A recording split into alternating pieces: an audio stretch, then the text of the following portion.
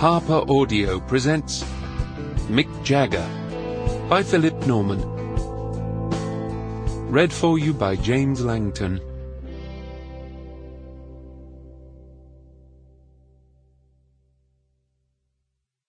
Prologue. Sympathy for the old devil. The British Academy of Film and Television Arts is not normally a controversial body, but in February 2009 it became the target of outraged tabloid headlines. To MC its annual film awards, an event regarded as second only to Hollywood's Oscars, BAFTA had chosen Jonathan Ross, the floppy-haired, foul-mouthed chat show host who was currently the most notorious figure in UK broadcasting. A few weeks previously, Ross had used a peak-time BBC radio programme to leave a series of obscene messages on the answering machine of the former Fawlty Towers actor Andrew Sachs. As a result, he had been suspended from all his various BBC slots for 3 months, while comedian Russell Brand, his fellow presenter and accomplice in the prank, who boasted on air about shagging Sachs's granddaughter, had bowed to pressure and left the corporation altogether. Since the 1990s, comedy in Britain has been known as the new rock and roll. Now here were two of its principal ornaments positively straining a gut to be as naughty as old-school rock stars. On awards night at the Royal Opera House, Covent Garden, a celebrity-packed audience including Brad Pitt, Angelina Jolie, Meryl Streep, Sir Ben Kingsley, Kevin Spacey and Kristin Scott Thomas received 2 surprises outside the actual winners' list. The first was that the bad language everyone had anticipated from Jonathan Ross came instead from Mickey Rourke, on receiving the Best Actor award for The Wrestler.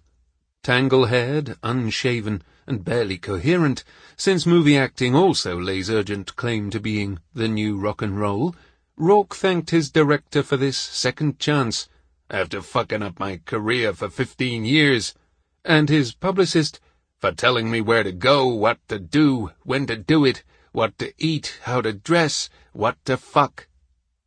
Having quipped that Rourke would pay the same penalty he himself had for Saxgate and be suspended for 3 months, Ross moderated his tone to one of fawning reverence. As presenter of the evening's penultimate statuette for Best Film, he called on an actor and lead singer with one of the greatest rock bands in history, somebody for whom this lofty red and gold tiered auditorium must seem like one of the smaller venues, and who, incidentally, could once have made the Saxgate scandal look very small beer. Almost sacrilegiously, in this temple to pure acoustic Mozart, Wagner and Puccini, the sound system began chugging out the electric guitar intro to Brown Sugar, that 1971 rock anthem to drugs, slavery, and interracial cunnilingus. Yes, indeed, the award-giver was Sir Mick Jagger. Jagger's entrance was no simple hop-up to the podium, but a lengthy red-carpet walk from the rear of the stage, to allow television viewers to drink in the full miracle. That still plentiful hair, cut in youthful retro 60s mode, untainted by a single spark of grey. That understated couture suit, worn in deference to the occasion, but also subtly emphasizing the suppleness of the slight torso beneath and the springy athletic step.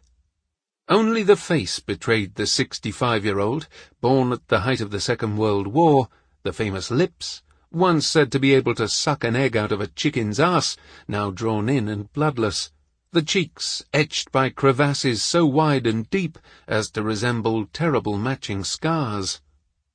The ovation that greeted him belonged less to the Royal Opera House or the British Academy of Film and Television Arts than to some giant open-air space like Wembley or Dodger Stadium.